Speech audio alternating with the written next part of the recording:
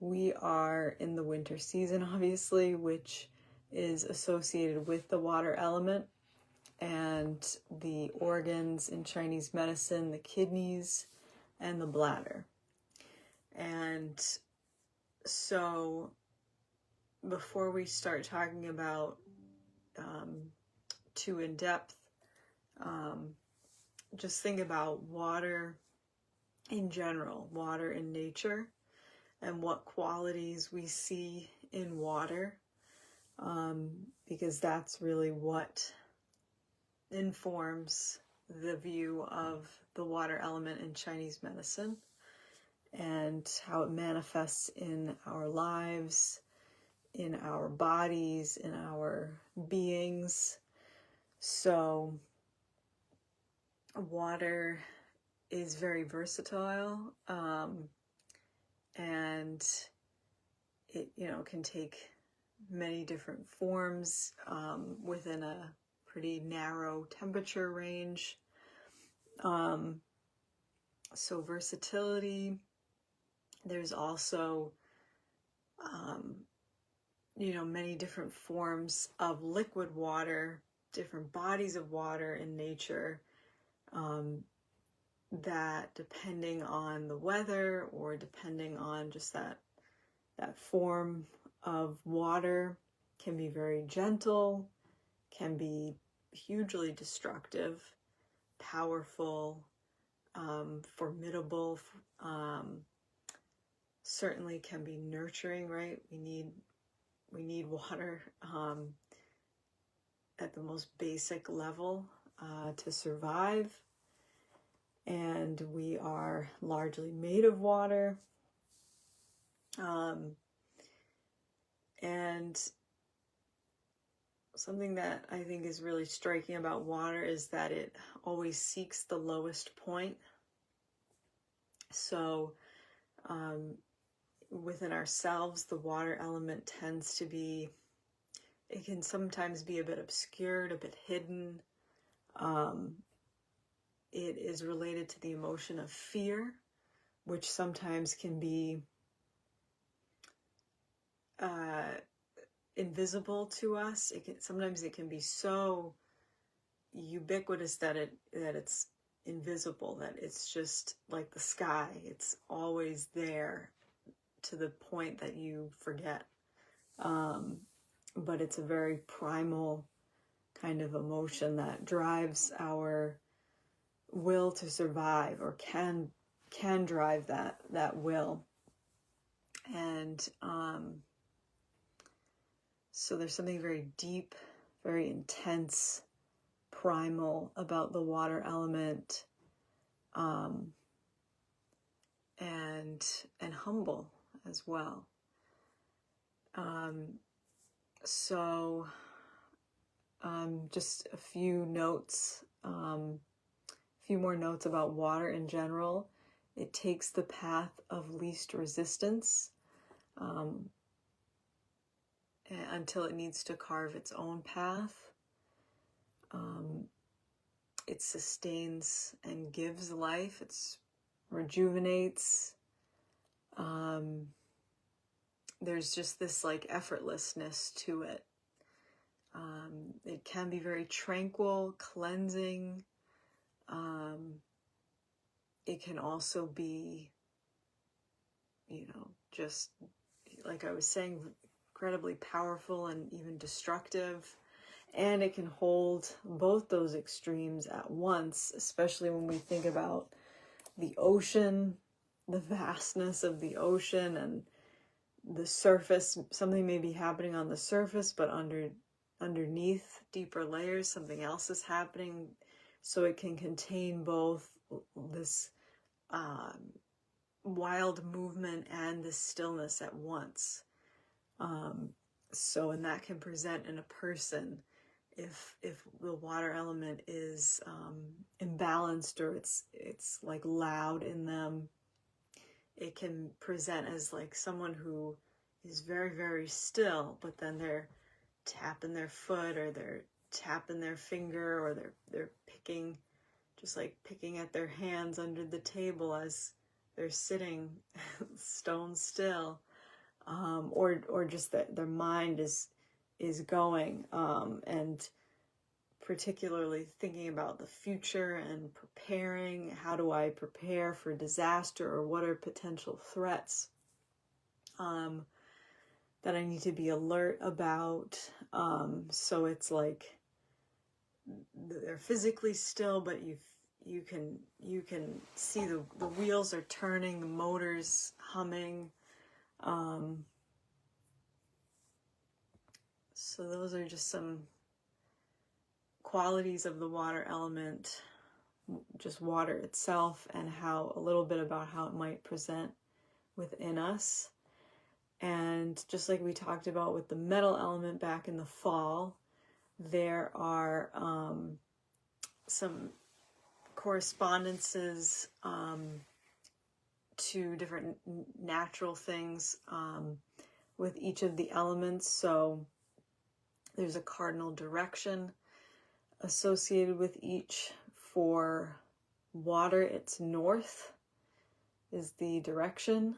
And then for the stage of a plant cycle, or a plant's life, or just in general life cycle, it would be both death and the seed, the kind of that potential for new life.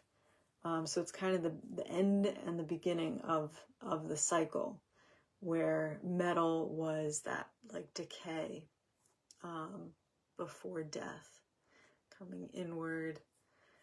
And the season, of course, winter. As I said earlier, kidneys and bladder are the organs associated. The flavor is salty, and the movement of the energy of water is forward. And so, as I mentioned earlier, the emotion associated with water is fear. And so, as with anything in the to do with the 5 elements, everything exists on a spectrum. So fear kind of encompasses that whole, is just one word to encompass that whole spectrum. So it's not necessarily a bad thing, a good thing. It just is just one word assigned to that spectrum of emotion. So on the one end, it can go into excessive fear, to the point of paranoia, to the point of paralysis. And then on the other end of the spectrum, it can be like a lack of fear or a recklessness that is actually might belie the real fear that's within. So adrenaline junkies, people who seek adventure, like real thrills that might be life-risking, there can be a fear underlying that of wanting to prove that you are invincible, or that you can face the possibility of death and still go on. So it can still be driven by a kind of fear, that recklessness. The healthy middle is considered vigilance.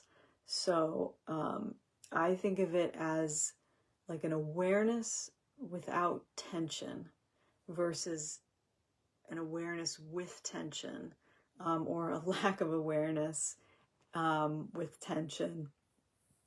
So I think of like someone who's an advanced martial artist who has been trained to really know their surroundings and also know your own capabilities, and to be at ease within that, and be ready to face a challenge if you need to, not going to look for fights or to put yourself in danger, but to be ready to act in whatever way the moment calls for, and to be relaxed, but alert.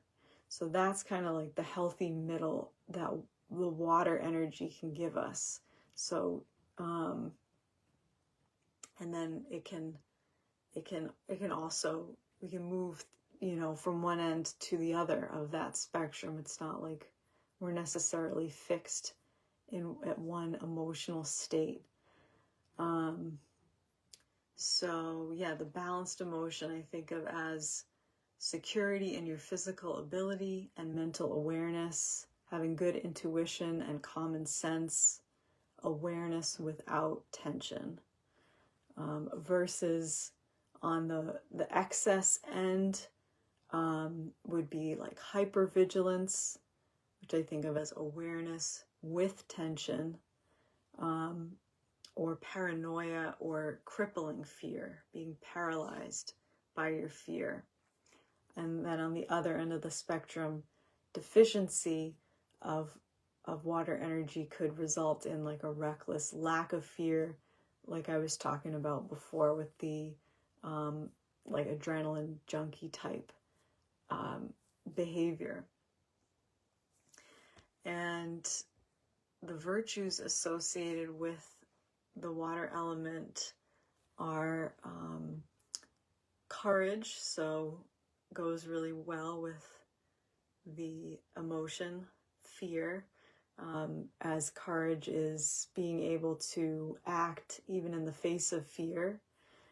And so the water element is what gives us that deep courage to move forward, knowing how scary things are, or how awry things might go, being able to still move forward and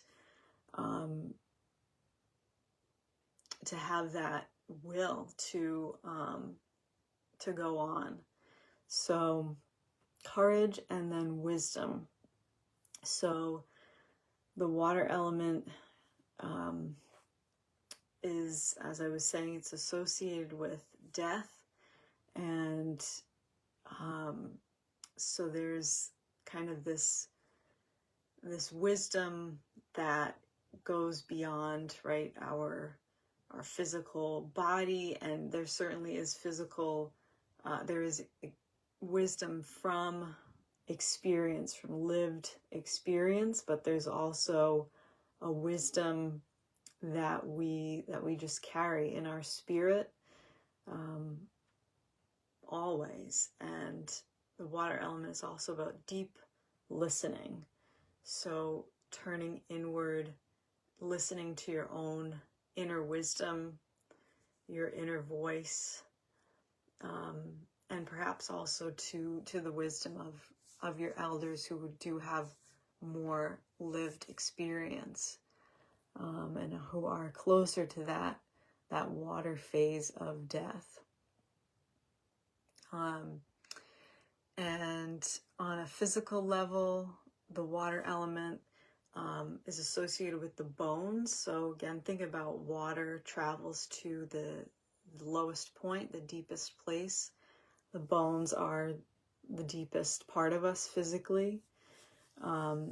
So the bones and the health of the bones are associated in particular with the kidneys in Chinese medicine. Also with the reproductive organs, the ears. So just as the water element's associated with listening inwardly, it's also associated with actual like physical hearing, as well as the teeth and the hair on the head, and basically whether or not you have hair on your head is a sign of strong kidney chi. If you maintain your thick hair as you age, and Jing as well, or essence, which is kind of just kind of like your genetics, just what's passed on from parent to child.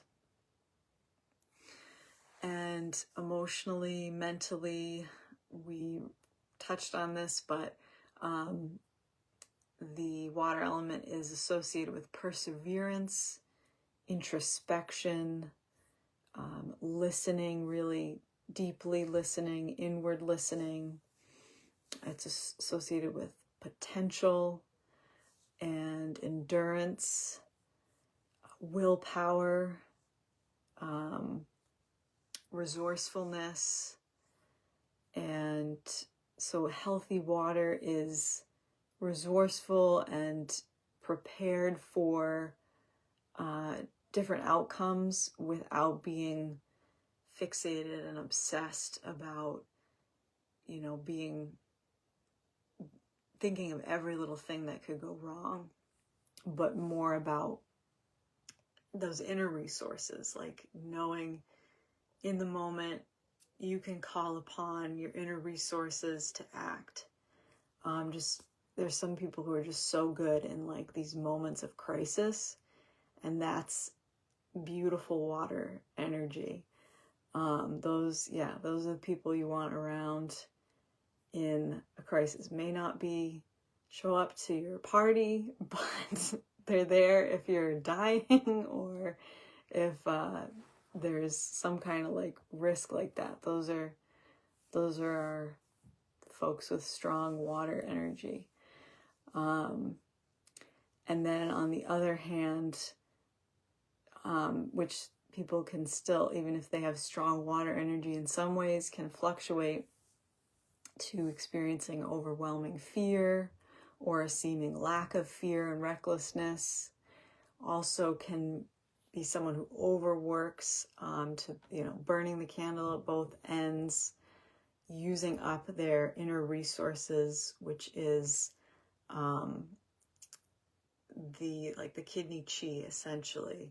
So our spleen chi, which we'll probably talk about more at some point, but is more of that like everyday energy you get from eating and exercising.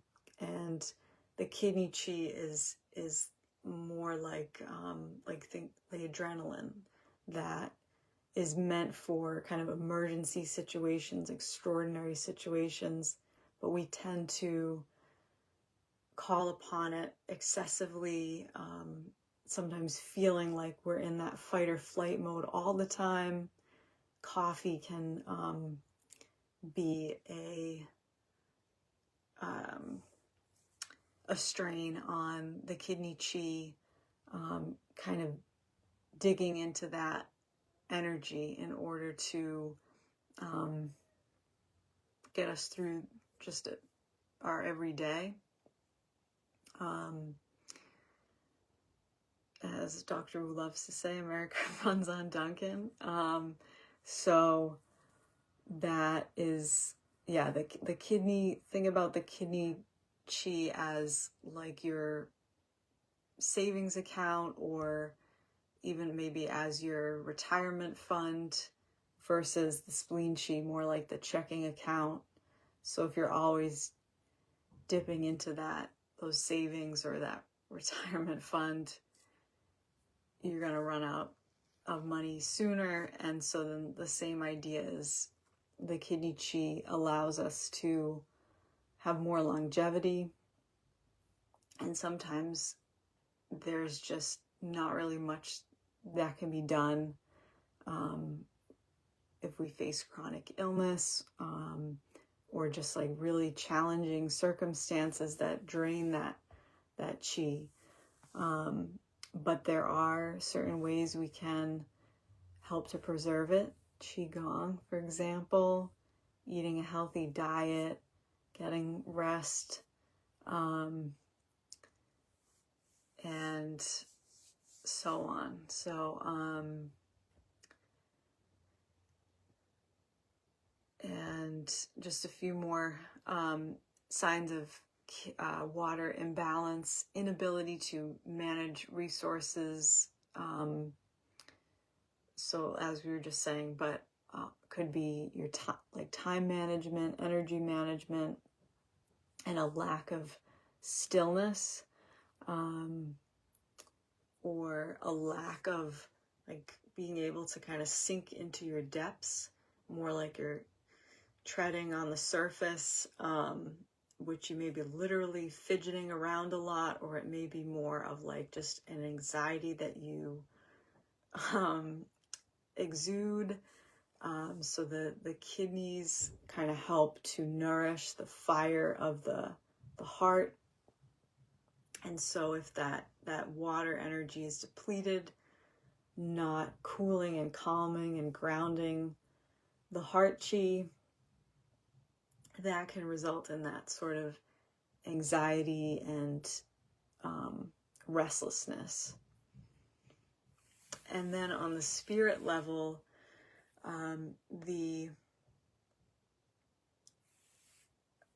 each of the yin organs has a spirit associated with it. So for the water element, it's the kidneys is associated with the zhi, or the will is how it's usually translated. So our will to survive, and that just deep drive within us to persevere. It's also associated with faith, wisdom, as I was saying earlier, and deep listening. So some spirit pathologies of the water element could be fear of your own mortality, which is, pretty understandable, pretty common, but for some people it's just a very profound fear that's just like hindering your life, hindering your ability to live a full life, being so afraid of death. It's and I think as I'm sure